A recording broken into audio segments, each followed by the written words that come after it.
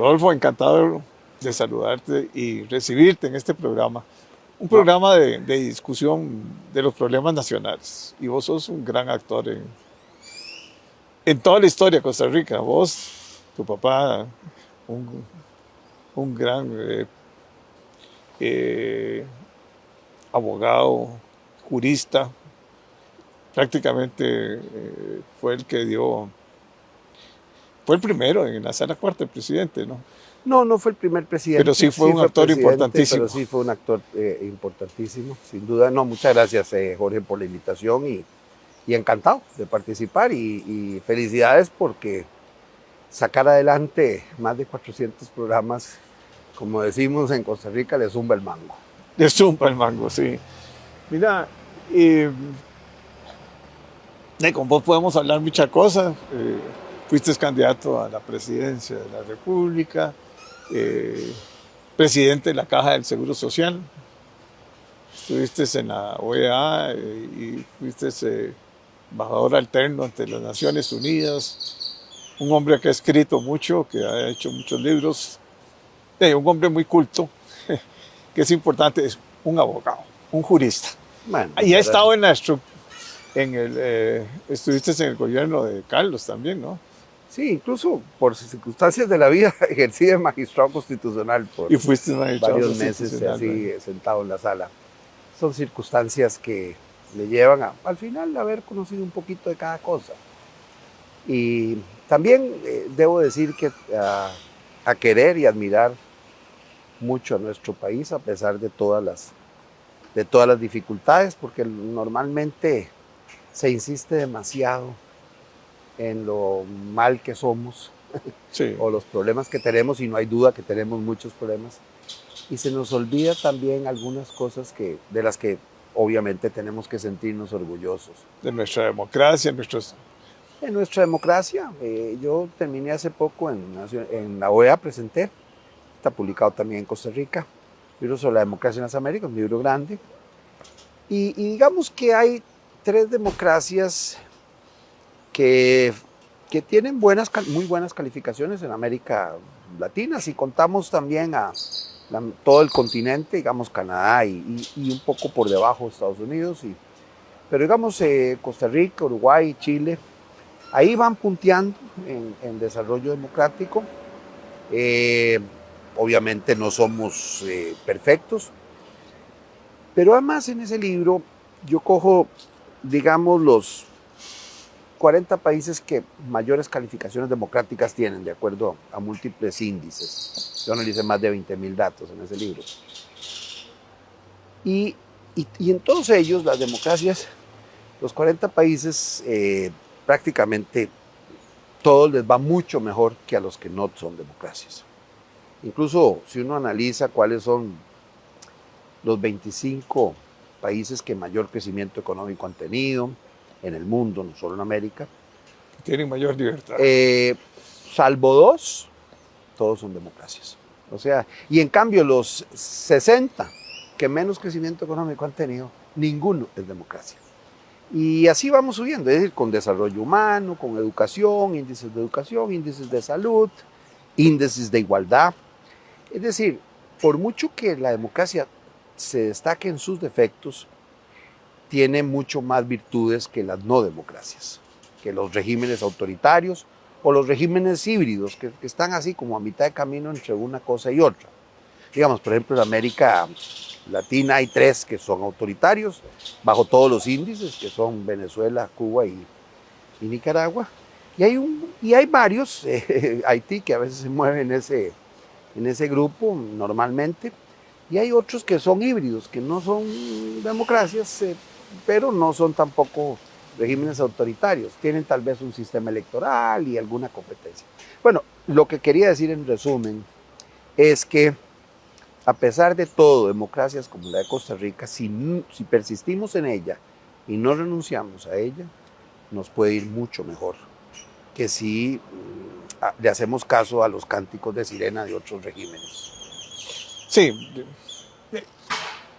Vamos a ver, ahora hay un disgusto.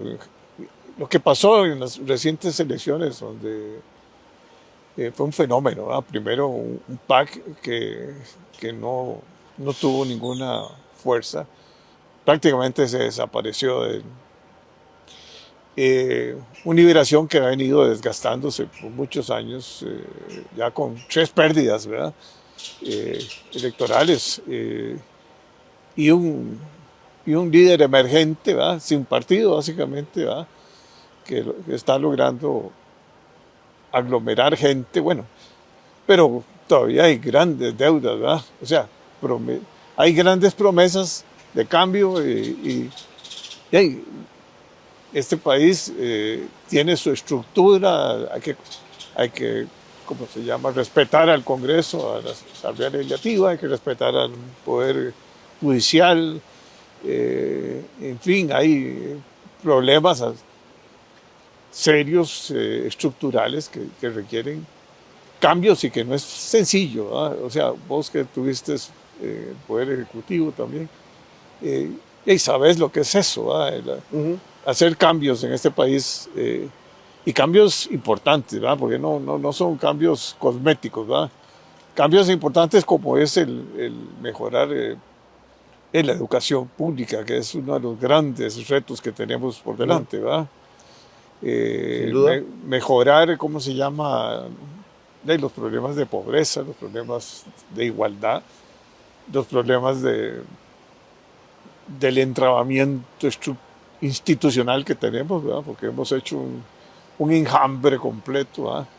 Ahora se está hablando de fusionar y de reestructurar el Estado, ¿verdad? Pero bueno, ninguna de esas labores es sencilla. Bueno, ahí lo más importante es que no nos pase lo que citaba Lampedusa en un escritor italiano en El gato pardo. El gato pardo, decía que entre más cambiábamos, más quedábamos en lo mismo. Básicamente, o no importa que cambien, de todas maneras, siempre seguirán las cosas como están. Eso lleva al inmovilismo, ¿verdad? Es decir, al pesimismo, pero efectivamente el país tiene problemas serios en educación, con lo que invierte Costa Rica como porcentaje del PIB en educación, cerca del 7%. Y si uno suma al INA, ya se acerca más al 8%. Los resultados no son los que uno debería esperar, ni en calidad, ni siquiera en cantidad. Todavía hay muchos muchachos y más de la mitad de la población económicamente activa que no terminó el colegio. Nosotros nos ufanamos de ser un país que no tiene analfabetos, cierto, pero tenemos un 60% que no llega a terminar. No muy alta escolaridad. Bueno, ahora, digamos, los muchachos sí, más del 60% más o menos van terminando, pero digamos, en la población económicamente activa no hay 50% de gente que se terminó el colegio. Y eso no habla muy bien de nuestro sistema educativo, además de que terminar el colegio es solamente un dato cuantitativo. El problema es la calidad. Fíjense que nosotros hay muchachos que estudian entre la escuela y el colegio público, 11 años inglés, y usted coge todo lo que se gastó en esos profesores y en los gastos asociados a esos profesores en inglés, y es muy probable que la mayoría de esos muchachos que terminaron el colegio sepan el inglés que se sabe después de 2 o 3 meses en una academia particular. Es decir, 11 años. Con ese dinero, en algún momento yo hice ese cálculo, usted los podría mandar a hacer un intercambio de más de un año y le sobraría a países angloparlantes, y nosotros nos sentimos tranquilos. Ya no digo las pruebas PISA en matemáticas o en español, no nos va bien. No somos Entonces, ¿qué podemos hacer? Bueno, ahí está. Y en salud nos ha ido mejor comparativamente. Tenemos una buena esperanza de vida al nacer. Tenemos baja mortalidad infantil. Y tenemos cobertura del sistema de salud de manera, digamos, bastante aceptable para los estándares de América Latina, por ejemplo. Sí nos queda mucho pendiente. Pero en muchos otros campos, en infraestructura, ni decir, ¿verdad? Estamos totalmente... Es que hace rato no invertimos en infraestructura. O sea, primero se ha entrabado todo. O sea, para planear una carretera desde la prefactibilidad hasta que salen los planos completos y se hace todo el análisis de costos y todo, es, faltan 5 o 6 años. Y aquí a veces comienzan carreteras sin ni siquiera haber hecho todo ese estudio. Y además, toda la problemática de las apelaciones y la Contraloría. O sea, hay un mecanismo ahí medio complicado que tenemos que lograr vencer, ¿verdad? Porque recursos sí hay.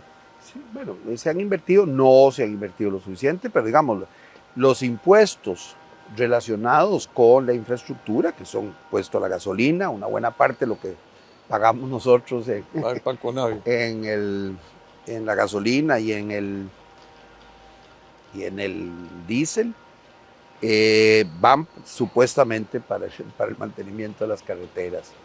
Tenemos uno de los países con más altos impuestos para la compra de vehículos, tenemos altos impuestos para el marchamo, para tener carro.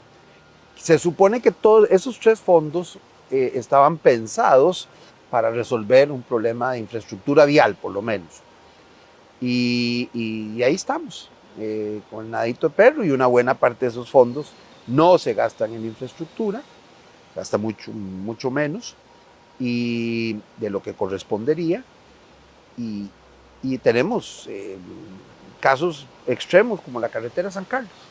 La carretera San Carlos debería ser como un dibujo de todo lo que todo lo que no debió haber sucedido, sí, y que sucedió. Digamos, así como uno debe decir, si usted quiere estudiar todo lo que no se debe hacer desde el gobierno en un país, digamos, o todo lo que usted debe hacer para destruir una economía, usted estudiaría el caso de Venezuela. Ese es el ejemplo. Ahí usted puede decir uno por uno, digamos, ir chequeando cada ítem. Bueno, en infraestructura todo lo que no se debe hacer ha pasado en la carretera San Carlos. Bueno, pero por ejemplo la carretera a San Ramón, lleva 10 años, sí. Había una posibilidad de una concesión, se había estructurado. Bueno, no sé si era la mejor alianza público-privada, pero la prueba de eso es que ponen a un banco que no tiene experiencia en una figura que no tiene experiencia, monta una y ahora ya la desaparecieron, y seguimos sin carretera, ¿verdad? Sí, hicieron unas cuantas pequeñas obras, pero digamos las obras que le llaman casi 8 años después de la concesión de San Ramón. No, efectivamente, digamos. También hay un poco de exceso en las expectativas. Es decir, cada día, uno no puede pretender seguir todos los procedimientos que evitarían cualquier abuso. Lo que hay que hacer es sancionar el abuso. O sea, uno no podría evitar que la gente dejara de comprar cuchillos porque alguno lo usa para matar a alguien. Uno lo que hace es sancionar al que abusa del derecho, pero si uno trata de prevenir eso, claro, tendría que tener a toda la sociedad,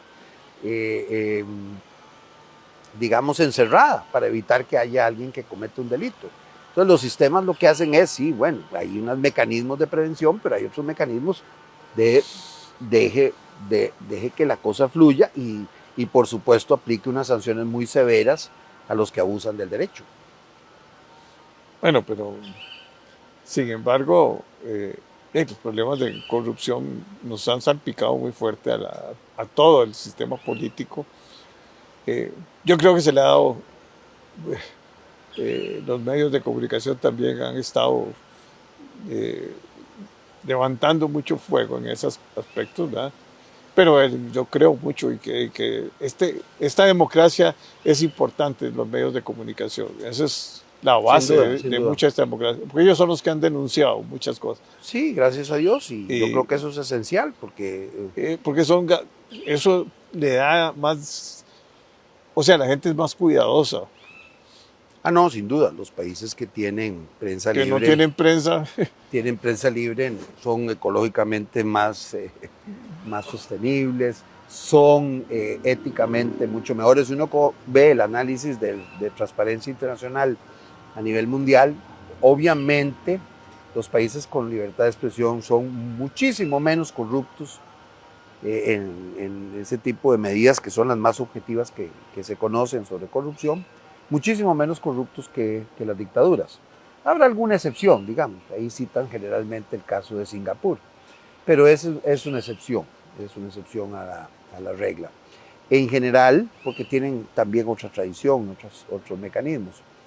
Pero también es verdad que el exceso de trámites y de regulaciones, lejos de Propician limitar la corrupción, la pueden aumentar. fomentar. Es decir, hay algo de verdad en aquel eslogan de un candidato a la presidencia hace muchos años que tenía razón en eso, no necesariamente en todo lo demás, pero en eso sí, que donde hay permiso hay chorizo.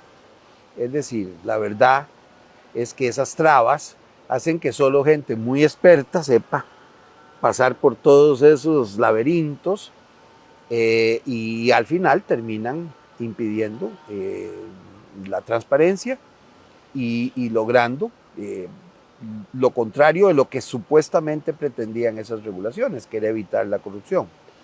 Había un estudio clásico de Hernando de Soto y otro grupo en Perú en los años 80 que se llama El Otro Sendero.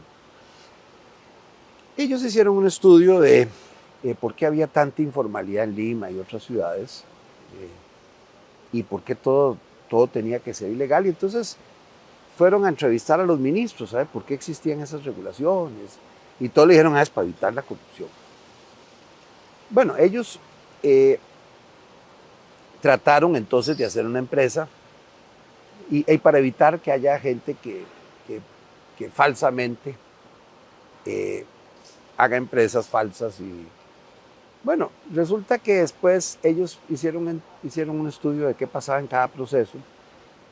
Tenían la tesis de no pagar no pagar coimas, como llaman allá, no pagar sobornos, y ver qué pasaba. 11 meses después Se paró todo. nada caminaba, ni para pedir un permiso de una pulpería. Y a pesar de eso, entonces, para que al final se la dieran para probar el eso, tuvieron que dar 2 coimas, entonces, evitar todas las que le pedían y tratar al final 2. Y entonces, cuando le preguntaban al ministro que por qué existían esas reglas, no, para evitar la corrupción. Y pasaba exactamente lo contrario. Y de hecho las empresas eran de papel, no era para demostrar que ni siquiera habían probado que realmente iban a existir esas empresas. Eso pasa mucho en América Latina y en Costa Rica no es la excepción. Pero yo creo que pasa en el mundo. Son pocos países que han simplificado tanto En general, en sí. Europa.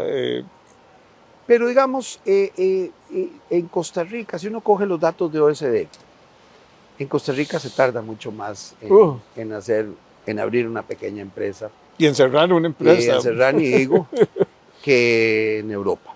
Y eso que Europa no es fácil. No es el fácil. No es fácil. De manera que en Estados Unidos lo que llaman el red tape, es decir, digamos, básicamente todos esos procedimientos engorrosos, para decirlo así, nosotros no tenemos una expresión equivalente en español. Repito, pueden tener las mejores intenciones, pero logran los peores resultados. En Los demonios de Dostoyevsky, uno de sus personajes que quería hacer una revolución y al final él argumenta, creo que era Chihaliov, que buscando la absoluta libertad dio en el absoluto despotismo. Es decir, que para lograr la liberación, ganar la revolución y lograr los objetivos de la revolución, si había que matar, incluso dice 100 millones de personas, siempre se podía, siempre se justificaba porque se lograba el objetivo. Puesto aquí en términos buscando, digamos, el respeto tal vez absoluto, vamos en el irrespeto absoluto. No, pero también tuvimos dos gobiernos del PAC que su gran lucha y su gran bandera era la lucha contra la corrupción. Y ahora también tenemos un partido nuevo, un presidente nuevo, que su lucha frontal fue la corrupción. Eso era y eso fue la indignación de mucha gente y uno le dice, pero ¿cuáles son? Uno se pone a analizar, bueno, ¿qué logró? ¿Qué fue los grandes cambios que se lograron para acabar con la corrupción? ¿Cuáles fueron las grandes luchas, pongámosle así, contra la corrupción? Bueno, yo creo que es que ahí el problema es que el país y muchos otros países del mundo se acomodan, les encantan los discursos. Digamos, a veces se puede decir que el punto G de los pueblos está en el oído. Entonces les gusta oír ahí el discurso y no las cosas que no son tan visibles, pero que son esenciales para... Yo soy de la tesis de que uno debe pararse en los hombros de gigantes para ver más lejos. Si uno quiere combatir la corrupción, uno va y estudia qué han hecho los 10 países que mejor lo han hecho en ese campo. Y no inventar el agua tibia. Y tampoco decir que Costa Rica es muy diferente, porque no somos tan diferentes. No. Entonces hay cosas que han dado resultados, más allá de los discursos. Y hay cosas que no dan resultados, aunque tengan las mejores intenciones. Repito, por ejemplo, los excesos de trámites generalmente se argumenta que es para evitar que haya corruptos, o sea, que haya sistemas que vigilen, etcétera, etcétera. Cuando yo fui director de Reforma del Estado, digamos, un proceso de contratación administrativa, el más sencillo de todos, había que pasar por lo menos por 13 oficinas y dentro o departamentos, y podía llegar a 17, bueno, si había apelaciones, etcétera. Y, por supuesto, uno cogía todos los trámites y lo que llaman en ingeniería industrial los procesos y los subprocesos, y cuando usted tenía una hoja inmensa, porque hasta sacar fotocopias de un expediente, para pasar un expediente de esta oficina a la otra, eso requiere un subproceso bien complejo. En la práctica, es verdad que si la persona está encima y le dice, no, déjeme, yo me lo llevo. No ocurre así en la práctica. El tipo le dice, bueno, no, mire, necesito... Esto y esto. Necesito hacer una copia para garantizar que lo que yo envío, después no me lo devuelvan alterado. Entonces, hay un proceso de fotocopia o antes de fotocopia, ahora de escaneo. Después, pero a eso requiere una firma que alguien autorice, que se dedique un tiempo a eso. Y entonces pasaron expedientes de esta oficina a esta otra oficina, porque nada más requiere una revisión. El promedio duraba 15 días en uno de esos. Entonces, porque eran más de 27 pasos, no subprocesos, pasos. Entonces eso hace que uno al final no diga, bueno, esto de verdad ayuda contra la corrupción. Y después va descubriendo que todo el mundo va firmando. Yo firmo porque el otro firmó. El otro firmó, pero si en algún momento ahí de la cadena alguien es un corrupto, prácticamente el sistema no lo permite ver. Hasta que sale en la prensa. Hasta que por dicha alguien denuncia y dice, agarren esos carados y los meten a la cárcel. Entonces yo creo que entonces en la lucha contra la corrupción se necesitan menos discursos y más medidas que han probado éxito en el mundo. no hay garantía 100% en ningún caso en la vida, en el ser humano. Solo Dios puede garantizar la perfección, pero digamos, los seres humanos podemos mejorar bastante si nos atenemos a la experiencia y a lo que llaman mejores prácticas. Y yo creo que la OCDE te puede dar un montón de... La OSD tiene una experiencia tremenda. tremenda. La ley, por ejemplo, contra las leyes que se aprobaron para entrar a la OSD contra la corrupción son esenciales. Todo lo que es la PROCON, el COPROCOM, digamos, ahí eso busca más en la competencia. Que la competencia. Pero las otras, las leyes anti-bribery, digamos, anticorrupción, anti-sobornos, todo eso ayuda. Y el que en otros países esas reglas existan, por lo menos limitan que las multinacionales compren en la forma en que compran, digamos. Ahora casi toda la OECD tiene esas reglas y eso ayuda, por lo menos a que las multinacionales se cuiden mucho más, no porque nos respetan a nosotros, sino porque le tienen miedo a los países de origen si incumplen algunas de esas reglas. Porque las sanciones son fuertes. Pero las sanciones son muy fuertes. Vamos a ver, sí se ha adelantado mucho. A mí me tocó trabajar en ese campo sin duda, de simplificación de trámites y casi que es de reingeniería de procesos, de luchar contra lo que es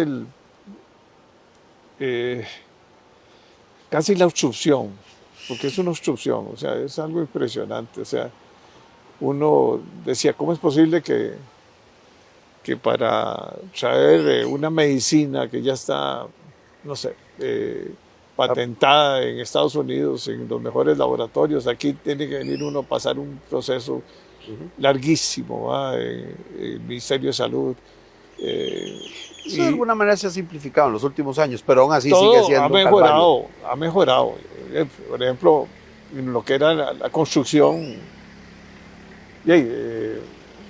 Yo recuerdo un Setena cuando uno veía los expedientes tirados, a veces no había ni forma de clasificarlos, con muy pocos recursos, con un montón de criterios. Y además nos inventábamos cuánta cosa había para que al final había una interpretación siempre complicada. El problema con esas reglas de impacto ambiental, digo, yo voy a decir que yo fui asesor en la Asamblea Legislativa y era asesor de la Comisión de Económicos cuando era muy carajillo.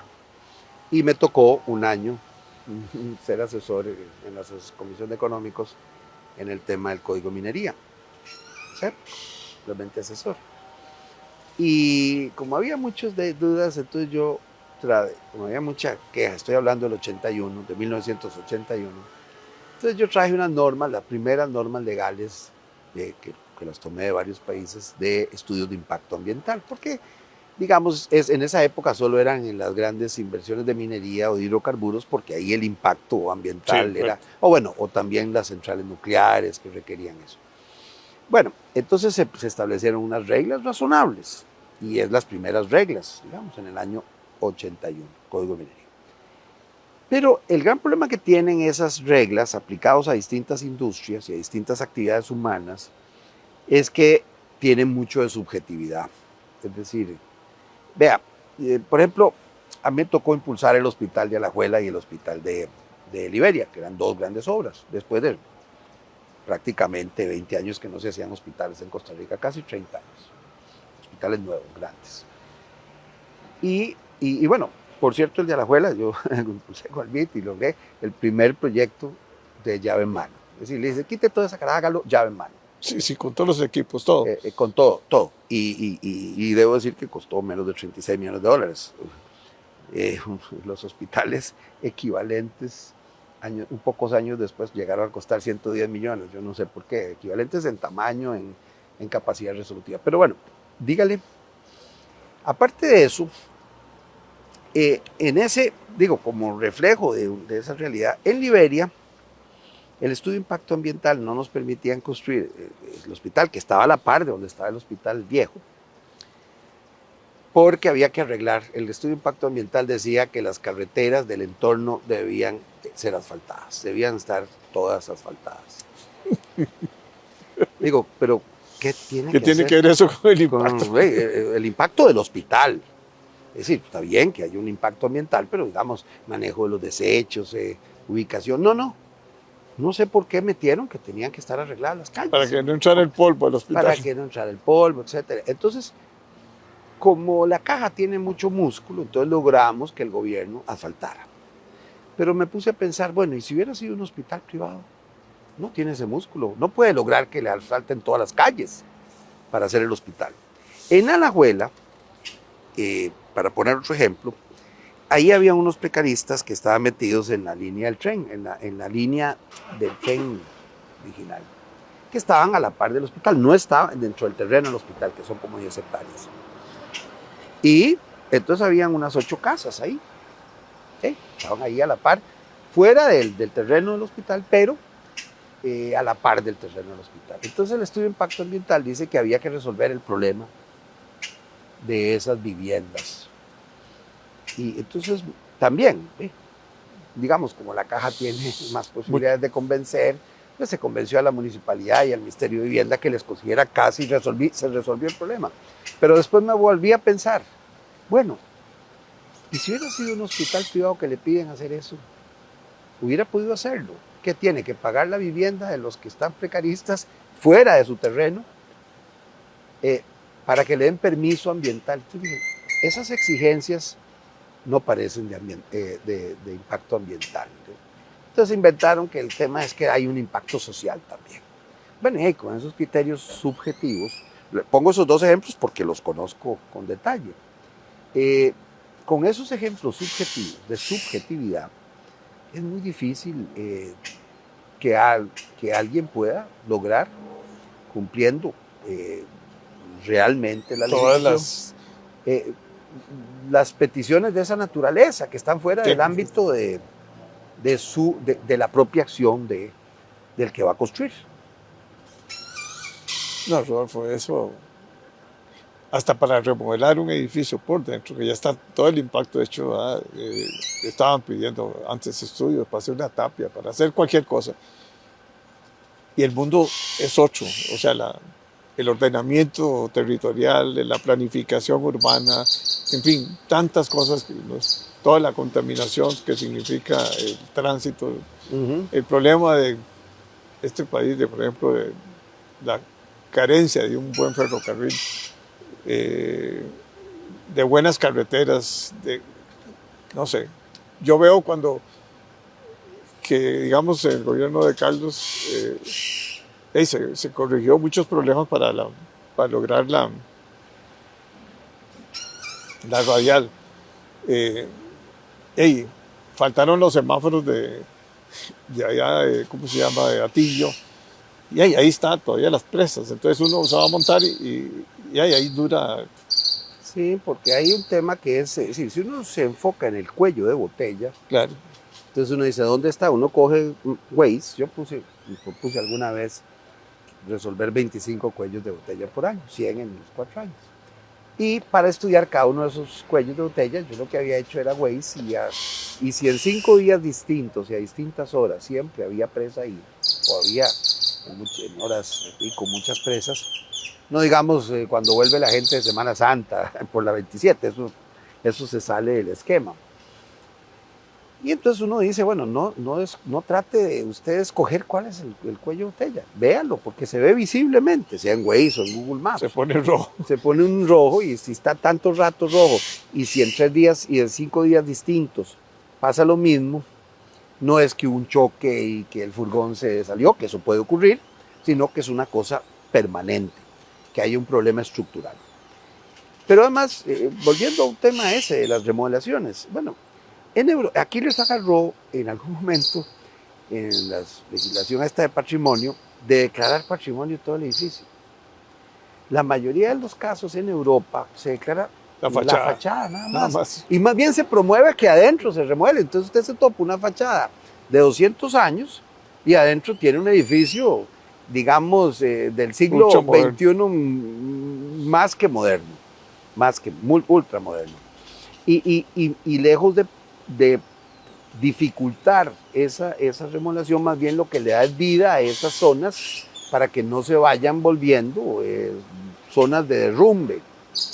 Había un economista sueco que decía que había dos formas de destruir las ciudades. Una era bombardearlas, ¿verdad? Y la otra era poner regulaciones excesivas, sea de control de alquileres, sea de regulaciones de permisos, porque entonces si es tan complicado remodelar sin ampliar lo que ocurre es que hay dos caminos: o la gente lo hace ilegalmente, es decir, porque no tiene otra opción, o lo hace o vota como votaron en la biblioteca o deja de hacerlo, o vota en una biblioteca nacional. Bueno, ahí yo sí creo que el edificio era el que debió haberse declarado patrimonio. Claro. Pero bueno, ahí sí es un error, porque hay edificios que sí deben ser declarados patrimonio. Pero por ejemplo en San Juan de Dios, tenemos experiencia. Y bueno, en la parte del edificio hay una parte que solo debería declararse en la fachada. Y adentro ojalá poner todos los instrumentos modernos, las salas de cirugía. No, declararon el edificio. Entonces el trámite para hacer cualquier cambio se vuelve una locura. Eso es para poner algunos ejemplos. Y uno de los hospitales más importantes de Costa Rica, ¿va? Bueno, no sí, el más emblemático, porque es el primer hospital grande que hay en el país, desde ya más de 150 años. Pero bueno, lo que quiero decir es que si eso ocurre en esos campos, ahora imagínense en los demás. Hay mucha cosa que se puede hacer. Yo creo que también otra regla básica que uno puede trasladar, un concepto de Masuchita, de que él hacía grandes cosas extraordinarias con gente ordinaria. Digamos, cambiando ese concepto, que el éxito era hacer cosas extraordinarias con gente ordinaria, en Costa Rica sería hacer cosas mucho mejores con lo que tenemos. Suponiendo que no cambien las normas, suponiendo que no cambiaran esas cosas, ¿qué se puede hacer? Y ahí sí hay un margen, porque también pasa aquello del gitano que se fue a confesar. No sé si se acuerda usted de esa historia. Va donde el sacerdote y le dice el sacerdote, pero es un sacerdote español en la historia esta, le dice: oye, pero tú te sabes los 10 mandamientos. Dice: bueno, como vi que los iban a cambiar, pues no me los he aprendido. Entonces hay gente que espera que cambien las cosas, los gobiernos, y entonces, como ese gitano, dice: bueno, que espera que cambien los mandamientos, que no han cambiado en miles de años, y entonces no se aprenden el procedimiento. Bueno, mientras cambian las leyes, la administración tiene que trabajar lo mejor posible con las reglas vigentes. Y hay un margen ahí, bueno, hay buenos juristas que le ayuden a decir: esto se puede, esto no se puede. Y bueno, ya solo en caso extremo acudir a la ley, al cambio legislativo. Y no decir: bueno, hay que cambiar la ley antes de resolver el problema. No, hay cosas que se pueden hacer. Ahora, si ya hay un momento en que no hay posibilidad de avanzar sin cambio, entonces uno acude a eso. Pero entonces necesitaríamos un poco menos de presión sobre la Asamblea, porque solo estaríamos tocando los puntos donde, digamos, donde está el divieso, y no tratar de resolver holísticamente el cuerpo humano completo, porque en realidad eso es tarea faraónica. Bueno, Rodolfo, muchas gracias. No, hombre, gracias. Te voy a invitar a otro porque es muy ameno. Y conversar con vos, y sos un hombre de gran experiencia. Y yo la admiración, creo que hiciste un trabajo cuando fuiste ministro excepcional. Uno de los, yo le doy seguimiento y no tengo en eso prejuicios políticos del todo. En este momento estoy fuera de la vida política, entonces puedo opinar más libremente, pero además creo que hay que reconocer a la gente que ha hecho una labor patriótica como vos, tanto desde tus artículos, me toca leerlos de La Nación, no porque esté haciendo publicidad a un medio, tanto desde tus artículos son sesudos, son pensados, son comprometidos con el país, y por supuesto tu papel como ministro para simplificar. Tal vez el problema es, como dices, que mientras desatamos 2 nuditos hay 10 personas encargadas en Sí. Atar otros 10. Y no hay guillotina. Y no hay guillotina, y no hay guillotina. O no podemos sacar la espada como Alejandro Magno y romper de un golpe el nudo gordiano que este país tiene. Gracias. Muchas gracias, de verdad. Bueno.